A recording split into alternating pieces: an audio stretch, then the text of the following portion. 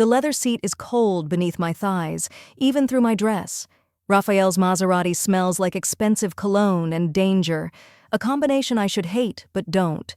His hand rests on the gear shift, close enough to my knee that I can feel the heat radiating from his skin, and I'm hyper-aware of every breath he takes, every slight movement of his fingers. "You're quiet," he observes, his accent turning the simple words into something that sounds almost like a caress. I glance at him, dark hair perfectly styled despite the late hour, jaw sharp enough to cut glass, those impossible brown eyes that seem to see straight through every defense I've ever built. He's wearing a three-piece suit at 11 p.m., like it's the most natural thing in the world, and maybe in his world it is. "I'm thinking," I reply, watching the city lights blur past my window. "About?" "About how 3 months ago I was a simple wedding photographer, and now I'm engaged to a man who has 17 people on speed dial who would help him hide a body." "About the engagement party," I lie. "Your mother looked like she wanted to murder me with the dessert fork." He laughs. A real laugh, not the cold sound he uses in business meetings I'm not supposed to know about. "Mama doesn't trust easily, she'll come around." "Will she?" I turn to face him fully now, studying his profile in the dashboard lights. "Because I got the distinct impression she thinks I'm a gold digger who seduced her precious son." "You did seduce me." His hand moves from the gear shift to my knee, and even through the fabric of my dress, his touch feels electric. "That night at the gallery opening? You wore that red dress." "That was you seducing me," I counter, but my voice comes out breathier than I intend. "You cornered me by the Caravaggio and told me you could see darkness in my photographs." "Because I could." His thumb traces small circles on my knee, and he's not even looking at the road anymore. We're stopped at a red light on a nearly empty street. "You photograph beautiful things, Ren, but you always find the shadows in them, the crack in the champagne flute, the wilting petal on the bouquet, the moment right before the bride realizes what she's promised."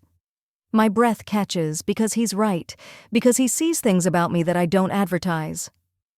"That's morbid. That's honest."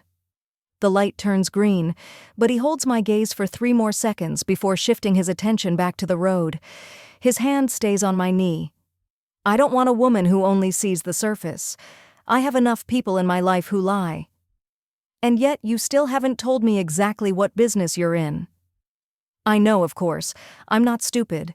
You don't have the kind of security detail Raphael has, don't have men who call you Don Ferretti, don't have that particular edge of danger unless you're exactly what I suspect. But he's never confirmed it, never explicitly told me, and I've never explicitly asked. Maybe I'm a coward, or maybe I just want a few more months of pretending this could be normal." "Your mother asked me about children," I say instead, changing the subject to something equally uncomfortable. "She wants to know if we're planning to give her grandchildren soon." His hand tightens on my knee, just slightly, just enough that I notice. "What did you tell her?" "That we'd discuss it." I watch his reaction carefully. We've never actually discussed it. We've been engaged for 6 weeks. We've known each other for 3 months. This is insane by any reasonable standard. And yet, here I am, wearing his grandmother's ring and fielding questions about future babies. "Should we discuss it? Do you want children?" His voice is carefully neutral. "I want to know if you're going to get shot before they're born." "Eventually, maybe. I haven't really—" The Maserati's brakes scream. Raphael swerves so sharply that I'm thrown against the door despite the seatbelt, and his arm shoots out across my chest like a bar of steel, protecting me even as he's fighting for control of the car. We skid sideways, tires shrieking against asphalt, and through the windshield I see what made him swerve. A woman standing in the middle of the street, illuminated by our headlights, not moving.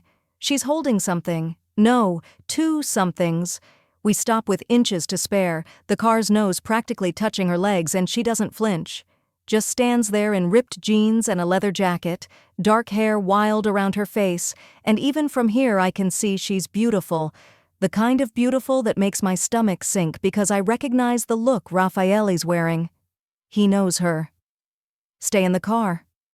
His voice has gone cold, flat, dangerous, the voice he uses when men in dark suits come to the house for meetings. Raphael, stay in the car, Ren. He's already out, slamming the door behind him, and I watch through the windshield as he stalks toward the woman with the kind of controlled fury that makes my pulse spike. She smiles at him. That's when I see what she's holding. 2 infant car seats. Babies. Twins. My hands are shaking as I unbuckle my seatbelt. I can't hear what they're saying. The Maserati is too well insulated, but I can read body language. Raphael is rigid, every line of his body screaming tension. The woman is calm, almost amused, shifting her weight like she has all the time in the world, despite standing in the middle of the street at night with 2 infants. She says something. He steps closer, and even in the harsh headlights I can see his face has gone pale. He looks at the car seats. Then he looks back at the Maserati. At me. Oh God. I'm out of the car before I can talk myself out of it, my heels clicking on the asphalt, and Raphael's head whips around. I told you to stay. Who is she? I hear myself ask, and I sound remarkably calm considering my entire world is tilting sideways. The woman laughs, a low, throaty sound. I'm Camila, and you must be the fiancé I've been hearing about. Her accent is different from Raphael's, more South American than Italian, and her dark eyes assess me with the kind of thorough examination that makes me feel like I'm being inventoried. Pretty. Younger than I expected. A little soft, maybe, but I suppose that's his type now. Camila. Raphael's voice could freeze hell. What are you doing? What do you think I'm doing? She nudges one of the car seats with her foot, not roughly but casual enough that my maternal instincts flare despite the fact that these aren't my children. I'm returning your property. The world goes very, very quiet. My what? His voice is deadly soft. Your sons, Raphael. She says it like she's commenting on the weather. Matteo and Luca, 5 months old, born July 7th. Congratulations, you're a father. I can't breathe. The street is spinning, or maybe I'm spinning, and distantly I'm aware that this can't be real. This has to be some kind of elaborate game or trick, or... That's not possible. Raphael's hands have curled into fists at his sides. You disappeared 18 months ago. You said... I said a lot of things. Camilla shrugs, and the gesture is so careless, so utterly unconcerned that rage floods through me. Whatever is happening here, she's holding babies, actual human infants like they're weapons in whatever twisted game this is. Turns out I was pregnant. Surprise. And now I'm done playing mommy, so here we are. Done playing. He's vibrating with fury now, and I've never seen him like this. I've seen him cold, I've seen him calculating, I've seen him dangerous. But this is rage so pure it's almost incandescent. You can't just abandon children in the street like, can't I? She's already walking away, leaving the car seats sitting there on the asphalt like luggage. You wanted heirs, Raphael. Now you have them. Do whatever men like you do with children. I'm sure you'll figure it out. Camilla! He starts after her, but she breaks into a run, disappearing into the shadows between buildings, and I hear an engine roar to life somewhere in the darkness. A motorcycle. She had an escape route planned. Raphael stands frozen in the middle of the street, staring at the empty space where she vanished. The babies start crying. I move without thinking, crouching next to the car seats, and oh God, they're real. They're actually real. 2 tiny boys with dark hair and olive skin, screaming their lungs out in the cold December air. They're dressed identically in blue onesies and wrapped in blankets that smell like cigarette smoke and cheap detergent. It's okay, I hear myself murmuring, even though it's not okay. Nothing about this is okay. It's okay, you're safe. Shh, it's okay. One of them, the one on the left, quiets at my voice, his dark eyes fixing on my face with that intense way babies have of staring. The other keeps screaming. Raphael crouches beside me, and when I look at him, his face is completely blank. Shock, maybe, or horror, or both. Are they... His voice cracks. Could they be? I don't know. My hands are shaking as I check the car seats. There are hospital bracelets attached to the handles. St. Mary's Hospital, July 7th, 2025. Baby boy Delgado A and baby boy Delgado B. Birth weight, length, time of birth, everything official and terrifying and real. But we can't leave them here. No. He's still staring at them like they're unexploded bombs. No, we can't. The practical part of my brain takes over, the part that's photographed 300 weddings and learned to handle crisis after crisis with calm efficiency. We need to get them somewhere warm. Do you have car seats in the Maserati? It's a 2-seater sports car, Ren. Of course I don't have car seats. Then we'll have to carry them, very carefully, very slowly. I'm already unbuckling the first one, lifting him out with hands that barely remember how to hold an infant. I haven't been around babies since my sister had my nephew 4 years ago. Can you take the other one? Raphael reaches for the second baby like he's defusing a bomb, his large hands impossibly gentle as he lifts the screaming infant. The baby's cries soften immediately, like even at 5 months old he recognizes something familiar. Oh no. We need to go to your house, I say, because my apartment is a studio with a Murphy bed and absolutely zero infant supplies. You have more space. My mother is staying at the house. He says it like it's a death sentence. Then she can help. I'm walking toward the Maserati, cradling one baby against my chest, trying to remember everything I know about infant safety. Unless you want to explain to the police why we're driving around with unrestrained babies in a sports car. He makes a sound that might be a laugh or might be hysteria. You're surprisingly calm about this. I'm not calm. I'm in shock. There's a difference. One of us has to be.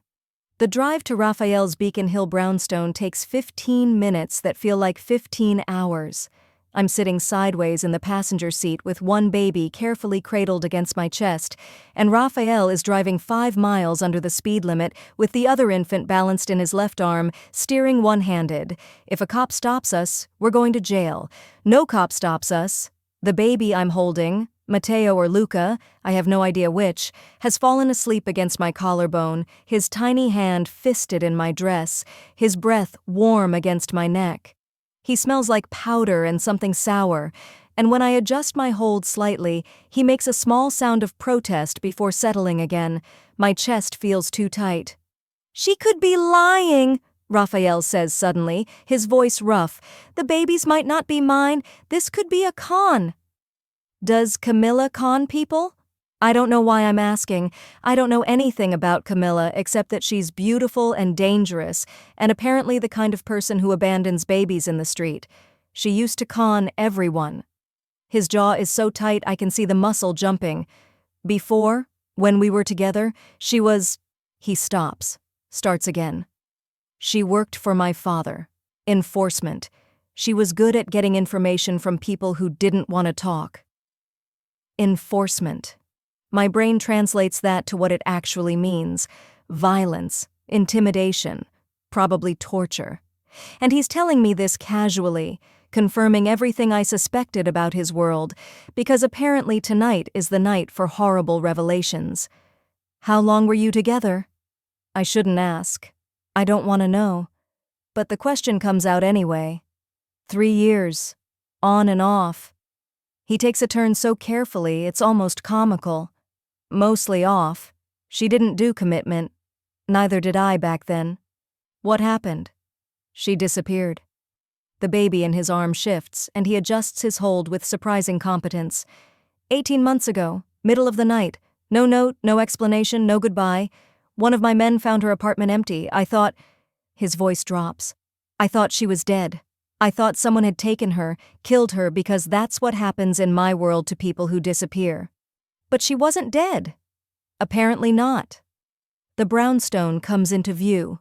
4 stories of red brick and black shutters, lights glowing in the windows. His mother is definitely awake. She was pregnant, with my children, and she didn't tell me. The baby against my chest stirs, making small grunting sounds, and I stroke his back instinctively. Maybe she had a reason. What reason could justify this? He pulls into the private driveway, kills the engine, and we both sit there in the sudden silence, holding babies that may or may not be his, that we are absolutely not prepared to care for, that have just blown apart whatever future we thought we were building. What reason makes it okay to abandon your children in the street?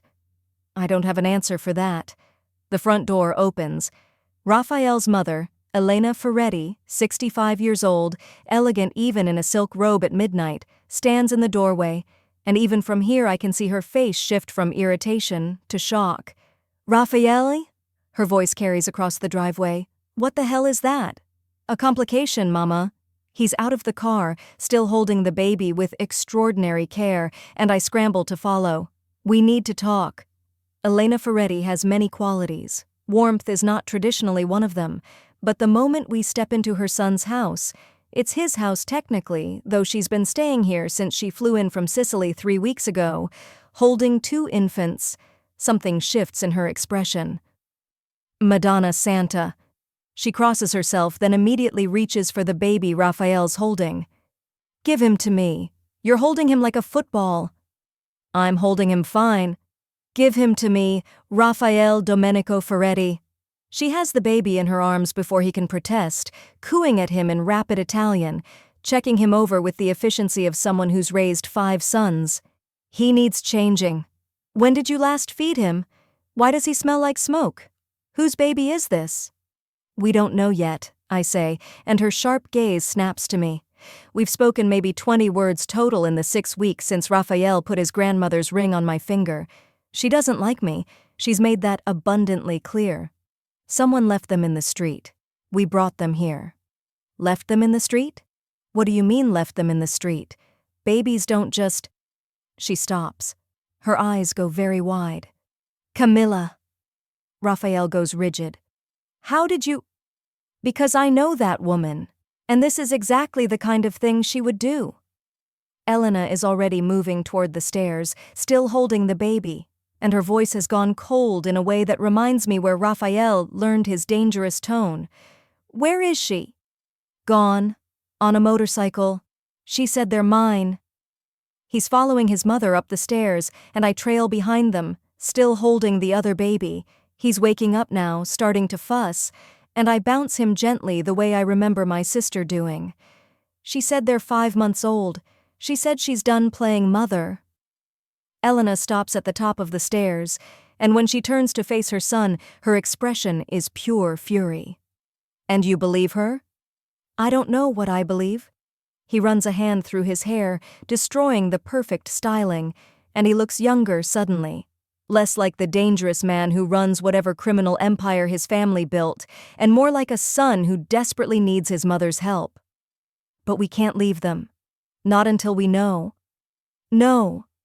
Elena's voice softens fractionally. "No, we can't." She looks at me, really looks at me for the first time since I met her, and something in her gaze shifts. "Can you hold a baby, or are you just decorative?" "Oh, we're doing this now." "I've held babies before." "Good. Because if you're going to marry my son, you're about to learn what our family is really like." She's already walking down the hall toward one of the guest bedrooms. "We protect our own.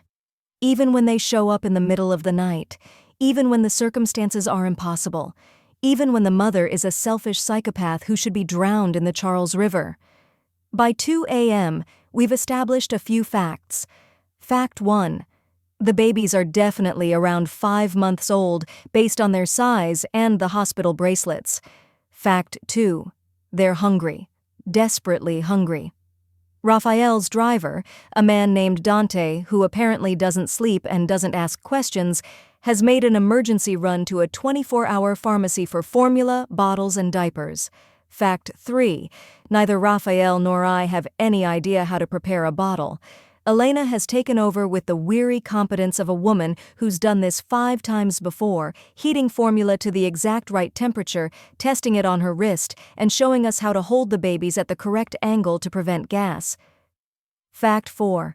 I'm sitting in a $2 million brownstone at 2 in the morning, feeding a baby who may or may not be my fiancé's son, while his mother watches me like a hawk and his driver stands guard at the door like we're under siege. My life has become completely surreal. "You're doing it wrong," Elena observes, gesturing at my bottle angle. "Tip it higher, he's sucking air." I adjust, and the baby, I've decided to call him Baby A until we know which is which, latches on more effectively, his dark eyes fixed on my face with that intense infant stare. Across the room, Raphael is attempting to feed Baby B with visible terror on his face. The baby is screaming bloody murder, milk dribbling down his chin, and Elena makes a sound of disgust. "You're too tense. He can feel your fear." She marches over, adjusts Raphael's hold, repositions the bottle. "There, see? Calm parent, calm baby." "I'm not his parent," Raphael says, but his voice lacks conviction. "We don't know that yet." "Look at his face, Raphael." Elena's voice is sharp. "Look at him and tell me he's not a Ferretti." I look, and oh God, she's right. Baby B has Raphael's nose, the strong straight line that dominates his face. He has the same widow's peak hairline, the same olive skin tone, the same shape to his ears. Baby A, the one I'm holding, has it too. Now that I'm looking for it, I can see Raphael in every feature. The resemblance isn't subtle, it's genetic blueprint clear. "They're yours," I hear myself saying, and my voice sounds distant like it's coming from underwater. "Raphael, they're definitely yours." He's still staring at Baby B and something in his expression cracks. Not breaks, cracks, like a fissure opening in concrete. How could she not tell me? Because Camilla is a selfish sociopath who only thinks about herself. Elena takes Baby B from him before he can drop the child, settling the infant against her shoulder with practiced ease. "I told you not to get involved with her. I told you she was poison. But did you listen? No, because you were 28 and stupid and she was beautiful and dangerous, and men your age can't tell the difference between passion and self-destruction." "Mama, don't mama me." She's patting Baby B's back in firm, rhythmic thumps, and he burps impressively. "You made this mess. Now you're going to clean it up. And your fiancé?" She looks at me again, and this time there's something almost like respect in her eyes. "She's going to help you, because that's what wives do in this family. We clean up the messes." "I'm not his wife yet," I point out, because apparently I've lost my sense of self-preservation. We're just engaged. I could still leave. The room goes very, very quiet. Raphael looks at me with an expression I can't read, and Elena's lips curve into something that might be a smile or might be a threat. "Could you?" Elena asks softly. "Could you really walk away from this? From him? From these babies who need someone who isn't their psychotic mother or their criminally inexperienced father?" "Yes, I could. I should. I don't know. At least you're honest." Elena hands Baby B back to Raphael with the air of someone issuing a challenge. "Here, your son. Figure out how to be a father. I'm going to make coffee. We're going to need it." She sweeps out of the room, and I'm left sitting on a $12,000 sofa, holding a baby who isn't mine, watching my fiancé stare at his infant son with an expression of absolute terror. "Ren." His voice is rough. "If you want to leave, if this is too much, I'll understand." "Will you? What do you want me to do?" "I want—" He stops. Starts again. "I want you to stay, but I can't ask you to. This is insane. I have 2 sons. From a relationship that ended 18 months ago with a woman who just abandoned them in the street. We don't have cribs. We don't have clothes. We don't have anything. And I have no idea what I'm doing." Baby A has finished his bottle and is making sleepy sounds against my chest. I set the empty bottle aside and adjust my hold, and he curls into me with the boneless trust of infants, his tiny fist gripping my finger. "What are their names?" I ask quietly. "Their real names, not Baby A and Baby B." Raphael looks at the hospital bracelet still attached to the car seats we brought inside. "Matteo and Luca," she said, But the bracelets just say Baby Boy Delgado A and B. She probably never officially named them. Then we'll name them. I'm stroking Mateo's, or is it Luca's, soft hair, and my chest feels too tight again. This one has a tiny birthmark on his left shoulder. We'll call him Luca. The other one. I nod toward the baby Raffaele's holding. That's Mateo. You want to name my sons? Someone has to.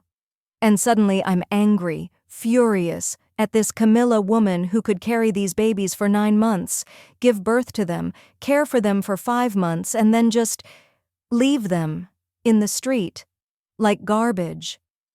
Someone has to be the adult here, Raphael, because their mother clearly isn't, and you're in shock, and I'm apparently the only person in this house who's thinking practically. He stares at me for a long moment. Then, I love you. The words hit me like a physical blow. What? I love you, he repeats, and his voice is steady now, certain. I was going to wait. I was going to court you properly, give you time, let you choose me without pressure. But fuck it. Life is apparently too short and too complicated for patience. I love you, Ren. I have since that night at the gallery when you told me my taste in art was aggressively cliché, and then proceeded to explain why I was wrong. I love how you see the world. I love how you're holding my son right now like he's precious instead of a problem. I love that you haven't run screaming. And I know this is the worst possible timing. I know I'm asking the impossible, but I love you too, I interrupt, because apparently we're both insane. And I'm not leaving, but Raphael, we need to talk about some things. Like what exactly your business is, like whether your enemies are going to use these babies against you, like whether I'm signing up to be a mob wife or just the wife of a very successful import-export businessman with questionable friends. His laugh is shaky. You know what I am. I know what I suspect. I want to hear you say it. Luca chooses this moment to spit up on my dress, expensive silk, now ruined, and I don't even flinch. Just grab the burp cloth Elena left and clean us both up with the efficiency of someone who's photographed enough babies to know this is inevitable. Raphael watches me do this, and something in his expression shifts, softens. My family controls most of the shipping in Boston Harbor, he says quietly, legitimate and otherwise. We have arrangements with city officials, union bosses, and several international organizations that operate outside the law. I'm not a good man, Ren. I've done things that would horrify you. I've hurt people. I've made decisions that cost lives. And if you marry me, you're marrying into that world. You're marrying into danger and secrecy and the kind of life where women abandon babies in the street because they know what happens to families like mine. I should be terrified. I should grab my purse and run and never look back, but Luca is sleeping against my chest, his tiny body trusting me completely, and Raffaele is holding Mateo like the baby is made of glass, and I can see the fear in his eyes. Fear that I'll leave, fear that he'll fail these children, fear that he's not enough. I need you to promise me something, I say instead. Anything. Promise me you'll keep them safe. Your sons, that whatever dangerous thing your family does, you'll protect them from it. I promise. No hesitation, absolute certainty, with my life. And promise me you won't lie to me about the dangerous parts, about the parts you want to hide. I'd rather know the truth than live in comfortable ignorance. I promise. And promise me, my voice cracks, promise me you won't let me fall in love with these babies and then take them away. Because I can feel it happening already, Raphael. I'm holding your son and I can feel myself bonding to him. And if you decide tomorrow that you want to send them to your mother in Sicily, or hire a nanny, or give them to some relative, it's going to destroy me.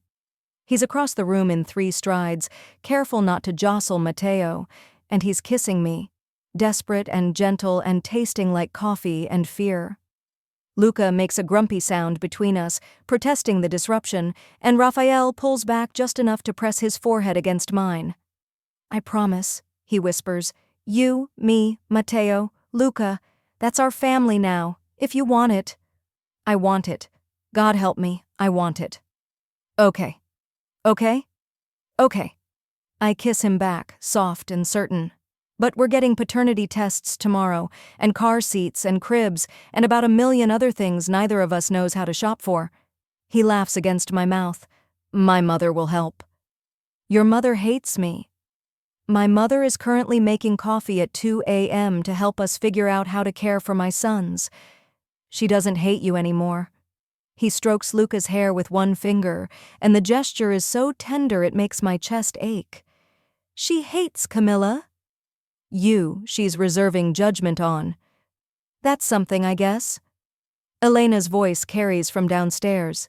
If you two are done making dramatic declarations, the coffee is ready and we need to discuss logistics. Raphael groans. She heard everything, didn't she? Probably. I adjust my hold on Luca, preparing to stand. Your house has very thin walls. It's a brownstone from 1890. Of course it has thin walls. But he's smiling now. A real smile, the one I fell in love with that night at the gallery when he told me I had darkness in my art and made it sound like a compliment. Come on, let's go face my mother and figure out how to survive the next 18 years. By 4 a.m., we've created a list. Elena has taken charge with military precision, and I'm learning that this is what she does. She manages crises. She's raised 5 sons in a world where violence is currency and loyalty is survival, and compared to that, 2 abandoned babies is almost easy. First, Elena announces, tapping her pen on the legal pad she's produced from somewhere. Paternity test. We need confirmation, even though anyone with eyes can see their Ferrettis. I'll call Dr. Marchesi in the morning, Raphael says. He's still holding Matteo, who's fallen asleep against his shoulder. He's been holding him for 2 hours now, like he's afraid to put him down. He's discreet. Second, legal custody. If Camilla abandoned them, we need to file immediately. I'll call our lawyer. Elena makes a note. We'll need to locate Camilla to serve papers, but my guess is she's already in the wind. The woman is a ghost when she wants to be. What if she comes back? I ask the question no one wants to voice. What if she changes her mind? Elena's expression hardens.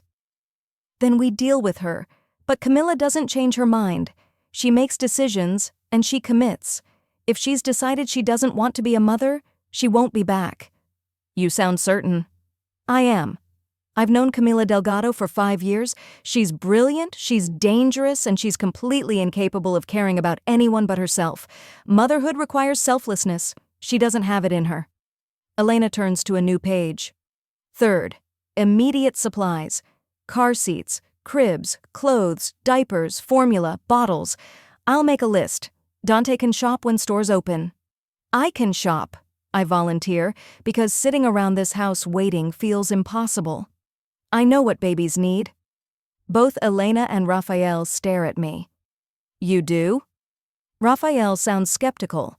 I've photographed 300 weddings. About 50 of them included babies or small children. I've seen every kind of crisis. I'm bouncing Luca gently. He's starting to fuss again, probably hungry or wet or both. I know how to change a diaper. I know what kind of formula is least likely to cause gas. I know that babies this age need routine and patience and someone who doesn't panic when they scream. Elena's lips curve into something that might be approval. You'll do. Thank you? I'm not sure if that's a compliment or a threat. It's a compliment. Mostly. Elena stands, gathering her legal pad. I'm going to sleep for 2 hours. Then I'm calling everyone we need to call. Raphael, you should sleep too. You look like hell. I can't sleep. He's still holding Matteo like the baby will disappear if he lets go. What if he wakes up? What if he needs something? Then Ren will help you. Elena looks at me, really looks at me, and for the first time I see something other than judgment in her eyes. Can you do this? Can you help him? Because if you can't, you should leave now before these babies get attached. Can I? I look at Luca in my arms. Dark hair, Raphael's nose, tiny, perfect fingers wrapped around my thumb. I think about my studio apartment, my quiet life, my photography business that pays the bills but doesn't challenge me. I think about safety and normalcy and all the things I thought I wanted. Then I look at Raphael, terrified and tender with his son in his arms, and I think about the gallery night when he saw my art and understood what I was trying to say with shadows and broken things. I can do this, I say, and I mean it. We can do this. Elena nods once, sharp and final. Good. Then welcome to the Ferretti family, Ren. It's not what you expected, I'm sure, but it's yours now. All of it. The good, the bad, and the completely insane. She leaves, and Raphael and I are alone with 2 sleeping babies and 4 hours until sunrise. Your mother is terrifying, I observe. She likes you. That was her liking me? That was her deciding you're strong enough to survive our family. It's high praise. He shifts Matteo slightly, and the baby makes a small sound of protest before settling again.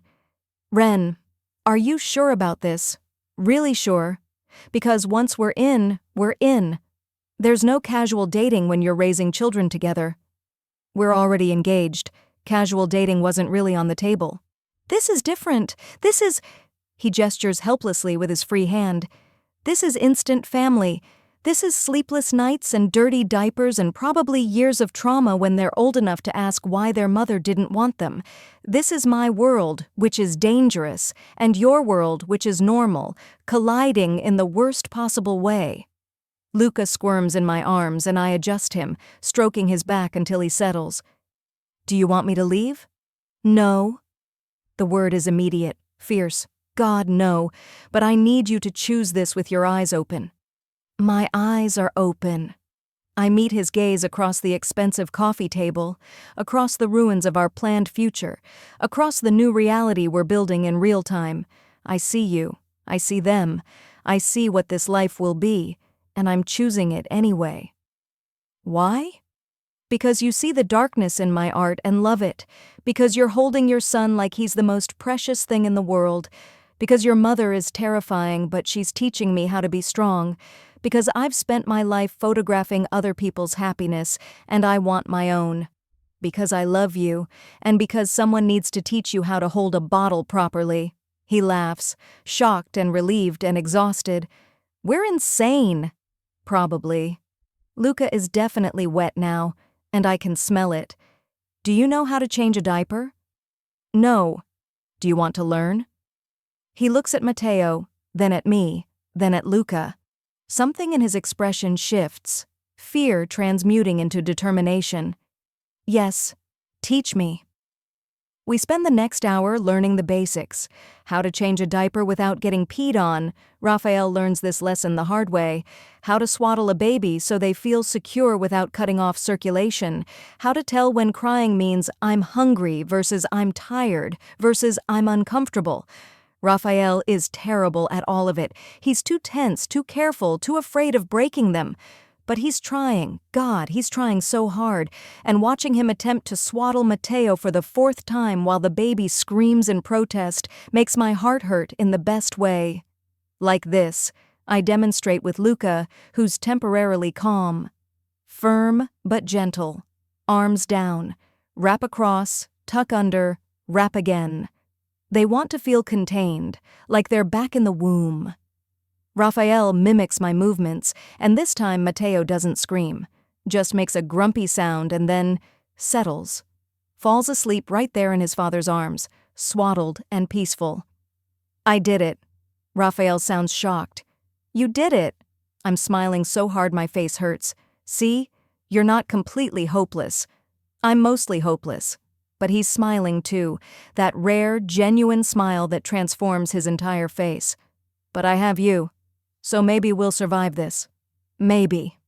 Dawn is starting to break outside the windows, painting Beacon Hill in shades of pink and gold, and we're sitting on the floor surrounded by burp cloths and empty bottles and 2 sleeping babies, and it's the most beautiful mess I've ever seen.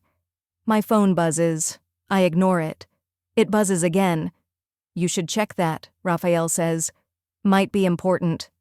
I dig my phone out of my purse with one hand, careful not to disturb Luca, and my stomach sinks when I see the caller ID. My mother. 20 missed calls. 30 text messages. Oh God. What's wrong? Raphael sees my expression. What happened? I was supposed to have brunch with my mother this morning at 9 to discuss wedding plans. I scroll through the texts, each one increasingly panicked and angry. The last one, sent 10 minutes ago. If you're not dead in a ditch, you better have a good explanation for ignoring me all night. It's 5 a.m. Brunch isn't for 4 hours. My mother starts calling at 6 if I don't respond to her texts. I close my eyes. She's going to lose her mind when I tell her about this. This? I gesture around the room, the babies, the chaos, the complete derailment of every plan we made. This, all of it. Your ex, your sons. The fact that we're apparently parents now. We don't have to tell her yet. Raphael, we're going to show up to brunch with 2 infants. She's going to notice. He winces. Fair point. And even if we didn't bring them, she'd find out. She has a sixth sense for when my life goes off the rails. I start typing a response. Something came up. Emergency. Can we reschedule? The response is immediate. What kind of emergency? Are you okay? How do I even answer that? Define okay. My phone rings. I answer before my mother can escalate to calling the police. Wren Elizabeth Monroe, where the hell have you been? My mother's voice is sharp with worry turned anger. I've been calling you for hours. I know, I'm sorry, something happened. I glance at Raphael, who's watching me with concern. It's complicated. Complicated how? Are you hurt? Is Raphael hurt? No, we're fine, but... I take a breath. Mom, can you come to Raphael's house? Like, now? I need to tell you something in person. Silence. Then, this is about the wedding, isn't it? You're calling it off. I knew he was too good to be true. I knew... We're not calling off the wedding. Mom, please, just... Can you come? I promise I'll explain everything. Another silence. I can practically hear her brain working, cataloging all possible disasters. I'll be there in 20 minutes. She hangs up. I look at Raphael. My mother is coming. Now? In 20 minutes.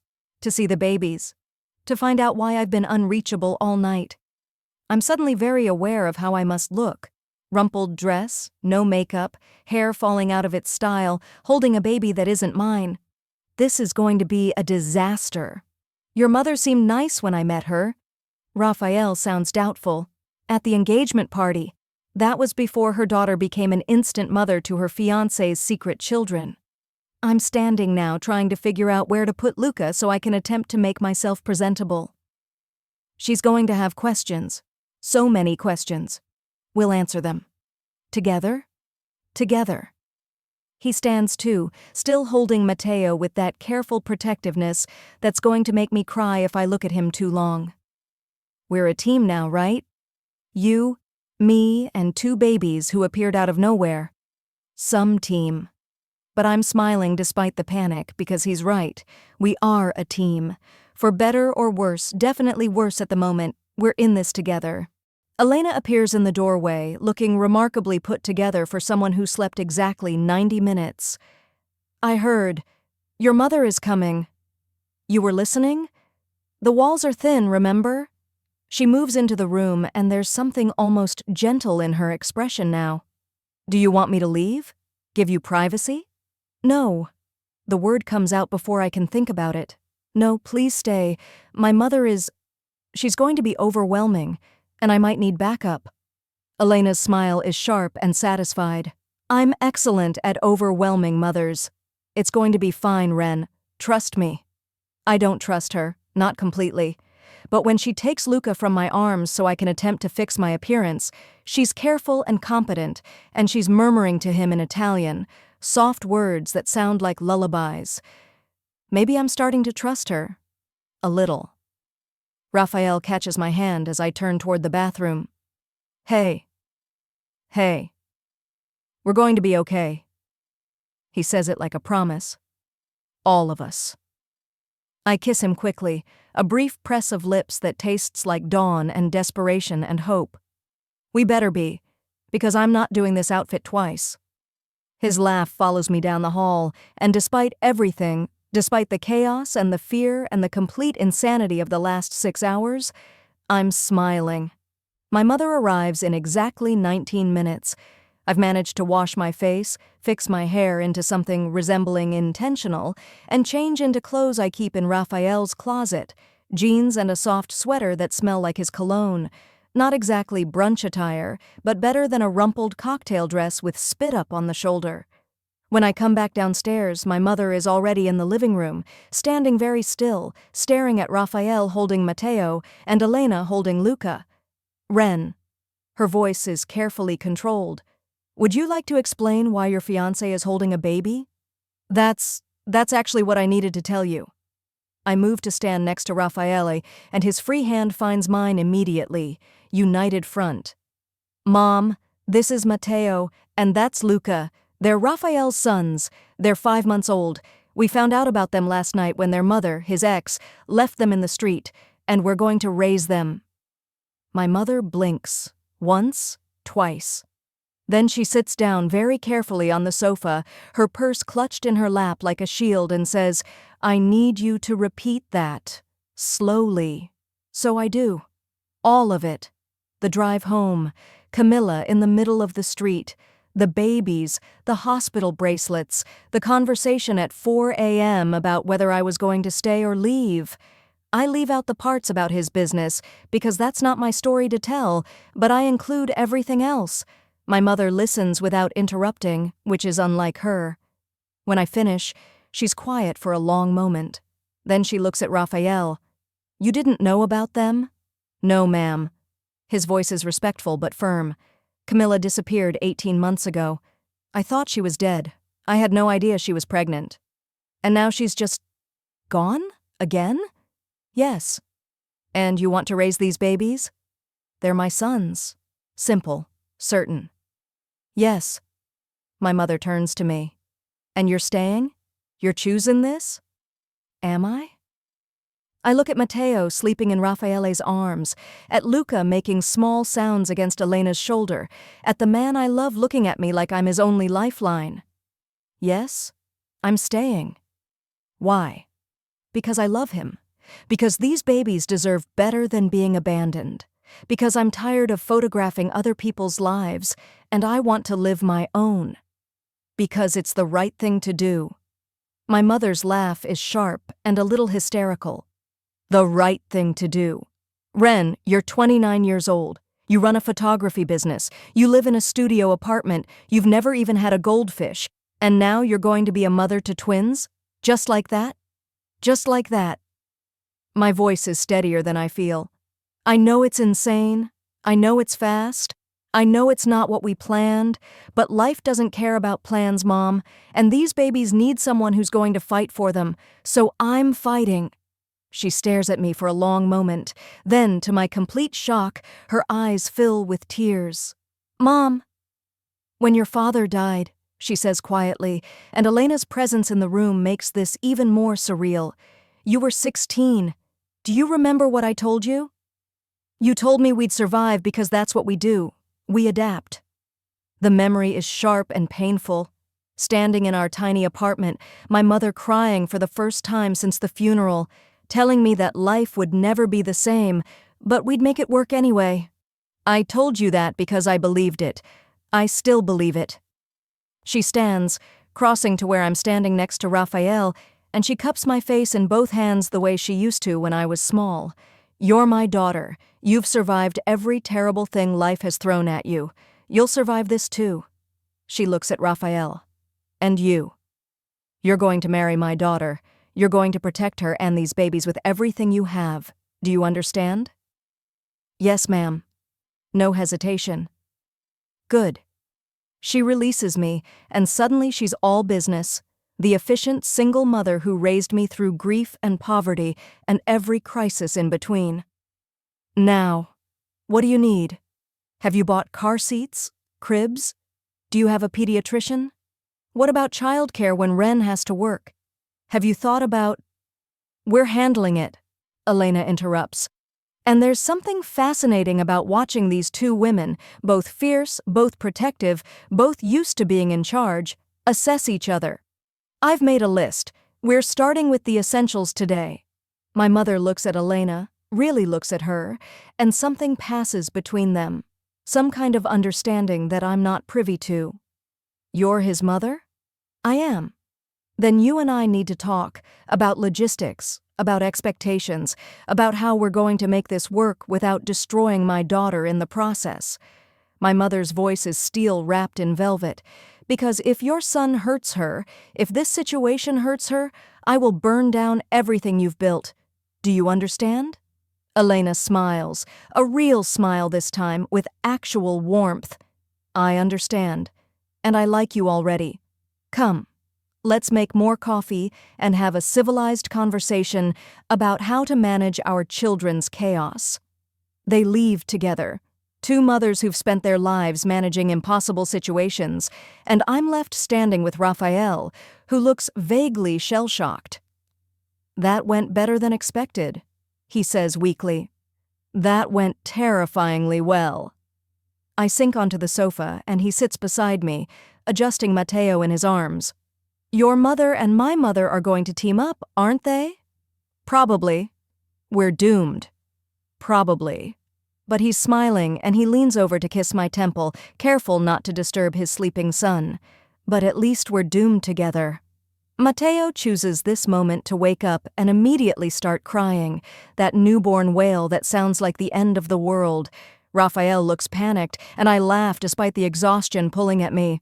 Okay, new parent lesson number 7, babies cry, a lot. Let's figure out what he needs. By noon, we've learned several important things. Thing 1. Matteo has reflux and spits up approximately every 20 minutes. We've gone through 4 outfits each, him and Raffaele. Thing 2. Luca is the quieter twin, but when he decides he wants attention, he screams like he's being murdered until someone picks him up. Thing 3. Neither baby sleeps at the same time. When one sleeps, the other is awake and demanding. It's like they planned it. Thing 4. Dante, Raphael's driver, who I'm learning is basically a combination bodyguard, assistant, miracle worker, has appeared with approximately $3,000 worth of baby supplies, including 2 cribs, 6 boxes of diapers, a case of formula, and enough clothes to dress a small army. Thing 5. My mother and Elena have formed an unholy alliance and are currently reorganizing Raphael's entire house to be baby-safe, which apparently involves moving every sharp object above 5 feet and installing gates everywhere. Thing 6. Dr. Marchesi, Raffaele's discreet doctor, has arrived to take DNA samples from both babies and Raffaele and promises results by tomorrow morning. It's definitely unnecessary, he tells us while swabbing Matteo's cheek. These babies are Ferretti's. I've delivered enough of them to know. Thing 7. I am running on no sleep, too much coffee and pure adrenaline, and I've never felt more alive. Raphael finds me in what's being converted into the nursery, a guest room on the 2nd floor that my mother is currently painting soft blue, while Elena directs the installation of the cribs. I'm sitting on the floor with Luca, who's on a blanket doing tummy time, and I'm taking photos with my phone. What are you doing? Raphael asks, settling beside me with Matteo. Documenting. I show him the photos, Luca's tiny fist gripping the blanket, his dark eyes staring at the camera, the way his expression shifts from concentrating to frustrated to determined. This is their first day with us, first day in their new home. It matters. He looks at the photos for a long time. Can you send those to me? Of course. I want to remember this. His voice is rough. I want to remember the day everything changed, the day I became a father, the day you stayed. I lean my head against his shoulder, and Matteo makes a small sound between us, not crying, just acknowledging our presence. How are you holding up? I'm terrified. I have no idea what I'm doing. I'm pretty sure I'm going to break them somehow. He adjusts his hold on Matteo, who's starting to fuss. But also, I've never felt like this before. Like I'd die for someone without question. Like nothing else matters except keeping them safe. That's parenthood, I think. I stroke Luca's back, and he makes a happy, gurgling sound. Terror and love in equal measure. Is it too early to tell them I love them? They're 5 months old. They don't understand words yet. Tell them anyway. I kiss his shoulder through his shirt. He's changed into jeans and a t-shirt, looking more human than I've ever seen him. They'll feel it even if they don't understand it. He shifts Matteo so he can see the baby's face, and he says very softly in Italian, Ti amo, mio figlio, io ti proteggerò per sempre. I love you, my son. I'll protect you forever. Matteo yawns. I start crying. Ren! Raffaele sounds alarmed. What's wrong? Nothing's wrong. I'm wiping my eyes with my free hand, trying not to disturb Luca. Everything's perfect and insane, and I haven't slept in 24 hours, and you just told your son you love him, and I'm a mess. He kisses the top of my head, and I can feel him smiling. You're my mess. Technically, these are your messes. I gesture at the babies. I'm just the woman who was stupid enough to fall in love with you. Not stupid. Brave. He's quiet for a moment. Thank you. For what? For staying. For not running. For choosing us. His voice drops. I know what I'm asking of you, Ren. I know this life. My life is dangerous. I know you're giving up a lot. Your freedom, your safety, your plans. And I know I should tell you to leave, to save yourself, but I'm too selfish. I want you here. I want this. He gestures at the room, at the half-painted walls, at the cribs being assembled, at our mothers arguing about whether the changing table should be next to the window or the door. I want this family, with you. Luca rolls onto his back, a movement he clearly didn't plan, based on his surprised expression, and I scoop him up before he can start crying. You have me. You've had me since the gallery. Even now? Knowing about Camilla? Knowing she could come back? She won't come back. I'm surprised by how certain I sound. And if she does, we'll deal with it. Together. Elena appears in the doorway, holding 2 bottles. Lunchtime. Matteo first, then Luca. They're on a schedule now. Since when? Raphael accepts the bottle she hands him. Since I decided they need structure. She settles on the floor next to us, which is surreal. This elegant woman in expensive clothes, sitting cross-legged on drop cloth, completely unbothered. Babies thrive on routine. They'll sleep better, eat better, cry less. How do you know so much about this? I'm feeding Luca, who's attacking the bottle like he's been starved for days despite eating 2 hours ago. I raised 5 sons, remember? Elena's expression softens. 5 boys in a world where mothers don't get breaks and fathers are always working. I learned efficiency, and I learned that structure is love, even when it feels rigid. My mother joins us, paint speckling her hands. The walls are done. First coat anyway, they'll need another tomorrow. You didn't have to do that, I protest. You have work, I have a daughter who needs help. She sits beside Elena, and it's still strange seeing them together. My mother in paint-stained jeans, Raphael's mother in designer clothes, but they've found some kind of common ground. And grandchildren, apparently, even if they're not technically mine yet. They're yours, Raphael says quietly. If you want them, you're Ren's mother. That makes you family. My mother's eyes get bright again, but she just nods. Then I'm claiming them. And you, I suppose. She looks at Raphael critically. You'll do. You're not what I would have chosen for my daughter, but you clearly love her, and these babies need you both. Mom, I'm allowed to be protective. You're my only child. She reaches over to stroke Luca's hair with one paint-stained finger. And these are my grandchildren now, which means if anyone hurts them, if their mother comes back and tries to take them, if your world puts them in danger, I will be a problem. Do you understand? I understand. Raphael's voice is solemn. And I promise you, they'll be protected. Always. Good. My mother stands, brushing off her jeans. Now, I'm ordering lunch. What does everyone want? And don't say you're not hungry. You're all running on fumes and caffeine. Elena and my mother leave to argue about food options, and I'm alone with Raphael again, each of us holding a baby, sitting on the floor of a half-painted nursery in a house that's becoming a home. This is really happening, I say wonderingly. We're really doing this. We're really doing this. He shifts Mateo to his shoulder for burping. Are you scared? Terrified. Me too. Good. I lean against him, and Luca makes sleepy sounds against my chest. If we weren't scared, we'd be idiots, but we're going to figure it out. One day at a time, one bottle at a time, one diaper at a time. One crisis at a time, he agrees. Speaking of crises, I hesitate. What are we going to do about Camilla? Legally, I mean, she can't just abandon her children and disappear, can she? No. His voice hardens. My lawyer is already working on it. Abandonment, child endangerment, neglect. We'll get full custody, and if she tries to come back, he stops. She won't be a problem. What his world is. But then Mateo burps impressively and spits up on Raphael's shoulder, and the dangerous mob boss becomes just a man covered in baby vomit looking bewildered. How much can one baby spit up? He asks, staring at the mess. So much.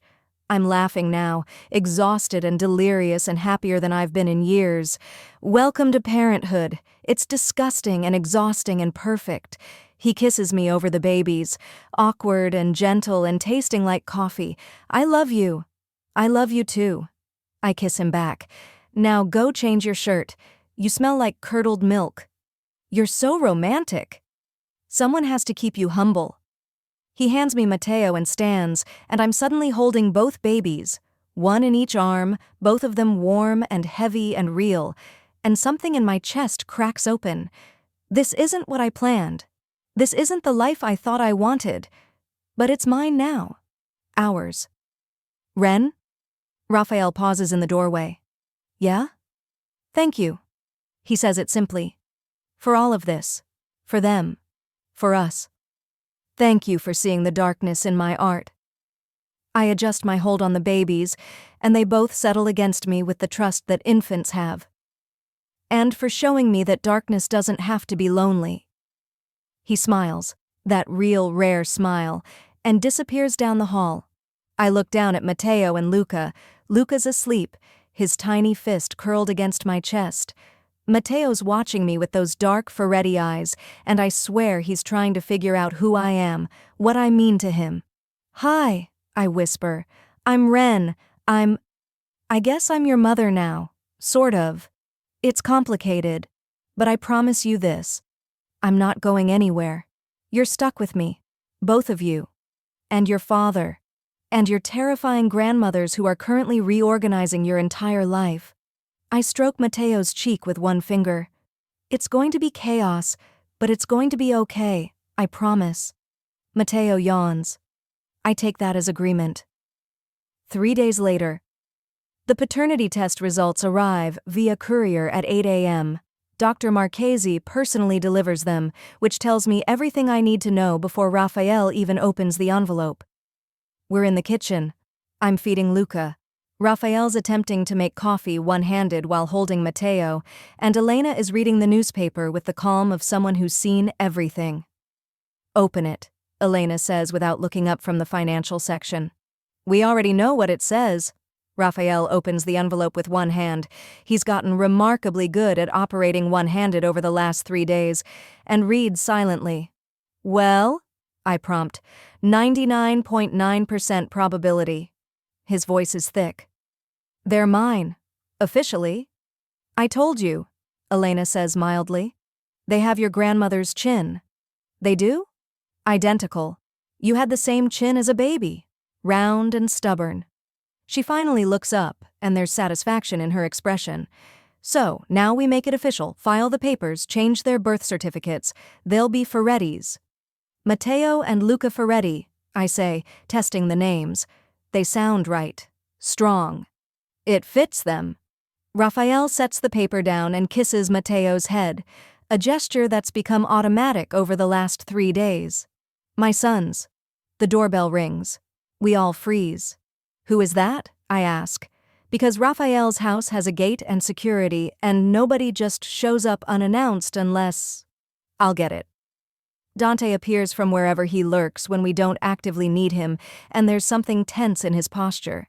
His hand moves to his jacket, where I've learned he keeps a gun that I'm trying very hard not to think about. Dante… Raphael's voice is sharp.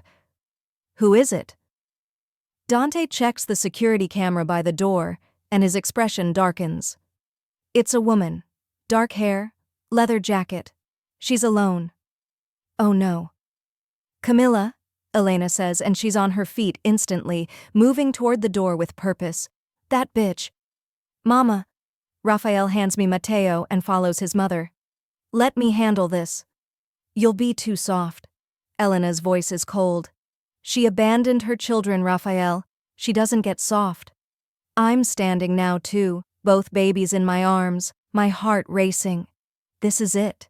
This is the moment we've all been dreading. Camilla coming back, changing her mind, destroying the fragile family we've built over 3 sleepless days. Dante opens the door, and Camilla walks in like she owns the place. She looks different from the woman in the street, cleaned up, hair-styled, wearing expensive clothes instead of ripped jeans. But her eyes are the same, cold, calculating, amused. Raphael. She smiles at him like this is a social call. You got my gift. Gift? His voice could freeze fire. You call abandoning your children a gift? I call it practical. She glances at me, at the babies in my arms, and something flickers in her expression. I see you've already replaced me. That was fast, even for you. Replaced you? I step forward before I can stop myself, and Elena's hand shoots out to steady me. Camila, these are your children, your sons. You carried them for 9 months. You don't get to call them a gift and walk away. She laughs, that same low, throaty sound from the street. Watch me. Why did you come back? Raphael moves between Camilla and me, blocking her view of the babies. Protective. What do you want? I want to make sure we're clear. Camilla pulls a folded document from her designer purse. I'm signing over my parental rights. Full custody to you. I want nothing. No contact, no visitation, no child support. They're yours, completely. Elena takes the document, reads it quickly. This is legal, notarized, filed with the court. She looks at Camilla with undisguised contempt. You really don't want them? I never wanted them. Camilla says it matter-of-factly, like she's discussing a business transaction. I'm not maternal. I don't do motherhood. I thought maybe when they were born I'd feel something, but I didn't. So I did what was necessary. I brought them to their father. Now it's your problem. They're not a problem, I say, and my voice is shaking with rage. They're people, they're babies who didn't ask to be born, and you're a coward. Camilla's eyes narrow. Excuse me? You heard me. I'm advancing now, and Elena doesn't stop me. You're a coward. You couldn't handle the reality of what you created, so you're running. You're abandoning 2 innocent children because you don't want to do the work. You don't get to pretend that's noble or practical or anything except selfish. And you think you can do better? Camilla looks me up and down dismissively. You, with your soft life and your photography business and your pretty ring, you think you can survive in his world with 2 babies who will always be targets? You're delusional. Maybe. I adjust my hold on Matteo and Luca, and they're both awake now, watching Camilla with those dark Ferretti eyes. But at least I'm not running. At least I'm trying, and these boys deserve someone who's going to try. For just a moment, something crosses Camilla's face, regret, maybe, or pain, or some emotion I can't name. But then it's gone, replaced by that cold amusement. Fine. She looks at Raphael. Congratulations, you got what you always wanted, a family. I hope it doesn't destroy you. She's at the door when Raphael speaks. Camila. She pauses, doesn't turn around. If you ever come near my sons again, if you ever try to contact them, manipulate them, hurt them, I will end you. Do you understand? She laughs. There's the Raphael I remember. Threatening violence, promising death. She glances back over her shoulder. Don't worry. I have no interest in playing mommy. They're yours. All yours. I hope you enjoy sleepless nights and dirty diapers and the slow death of your freedom." Then she's gone, the door closing behind her with soft finality. Nobody moves. Then Elena breaks the silence. "Well, that's done." She's still holding the legal document, and she hands it to Raphael. "File this immediately. Make it official. She's given us exactly what we need." "She could change her mind," I say quietly. "She could come back." "She won't." Raphael moves to stand beside me, looking down at his sons. "You saw her eyes. She meant it. She doesn't want them." "How can someone not want their own children?" My voice breaks, and Luca starts fussing in response to my distress. I bounce him gently. "How is that possible? Some people aren't built for parenthood." Elena's voice is surprisingly gentle. "They don't have the capacity for that kind of selfless love. Camilla is brilliant and dangerous and completely empty inside. She did the right thing in the end. She brought them to you. She could have done worse." "That's not comforting. It's not meant to be. It's truth." Elena takes Matteo from me, settling him against her shoulder with practiced ease. "Now, we have what we need. Legal custody, no threat of her returning. We move forward." Just like that? I'm still processing, still trying to understand how someone could look at these perfect babies and feel nothing. Just like that. Raphael cups my face with both hands, forcing me to look at him. "She's gone, Ren. For good. It's us now. Our family. Me, you, Matteo, Luca. We build this together." "Okay." I'm crying now. Exhausted, overwhelmed, relieved. "Okay. We build this together." He kisses me, soft and certain, and Luca makes a sound of protest between us because he's clearly hungry and we're not paying attention to him. "Someone needs breakfast," Elena observes. "Come, let's feed these boys and move on with our lives." 2 weeks later, I'm photographing a wedding in Cambridge when my phone buzzes with the pattern I've learned means emergency. 3 short buzzes, pause, 2 more. I check between shots. The bride is adjusting her veil. I have 30 seconds, and my heart stops at Raphael's text. "Come home. Now. Not an emergency, but come home." I almost ignore it. I'm working. I have a job. I have a bride who paid me $3,000 to capture her perfect day, but something in those words, "come home," makes me turn to my assistant. "Take over. I have to go." "Ren, we're in the middle of family emergency. Finish the ceremony shots, do the formals, I'll be back for reception." I'm already gathering my backup equipment, my mind racing through possibilities. The babies are fine. He would have said if they weren't. Elena's watching them today. My mother is there too. So what? I drive too fast through Cambridge traffic, breaking probably 6 laws, and pull into Raphael's driveway 20 minutes later. The house is quiet. No crying babies, no sounds of disaster. I find them in the nursery. Raphael is sitting on the floor between the cribs, holding both babies, one in each arm, and he's smiling with such pure joy that my breath catches. "What's wrong?" I demand. "What happened?" "Nothing's wrong." He looks up at me and his eyes are bright. "Everything's perfect. Come here." I sit beside him, and he shifts Matteo into my arms. "Watch." "Watch what?" "Just watch." We sit there in silence for 30 seconds, and I'm about to repeat my question when Luca, sweet, quiet Luca, who rarely makes much noise, looks directly at Raphael and smiles. Not a gas smile, not a random muscle movement, a real, genuine social smile directed at his father. "He smiled," I breathe. "He smiled." Raphael's voice is thick with emotion. He looked at me and he smiled, like he knows me, like he recognizes me, like I'm his father. Tears are streaming down my face. "He does know you. You are his father." "I've been terrified," Raphael admits quietly, "that they wouldn't bond with me, that I'd be a stranger to them, that they'd sense I wasn't there for the first 5 months, and they'd never forgive me. They're babies. They live in the moment." I'm stroking Matteo's hair, and he's watching me with that intense stare. And you've been their father every single day since they arrived. That's what matters." Luca smiled at me. He says it like a prayer. My son smiled at me. He did. I lean my head on Raphael's shoulder, and we sit there on the floor of the nursery, two exhausted, overwhelmed, completely in love parents watching their sons exist. "We're going to be okay." "We're going to be okay," he repeats.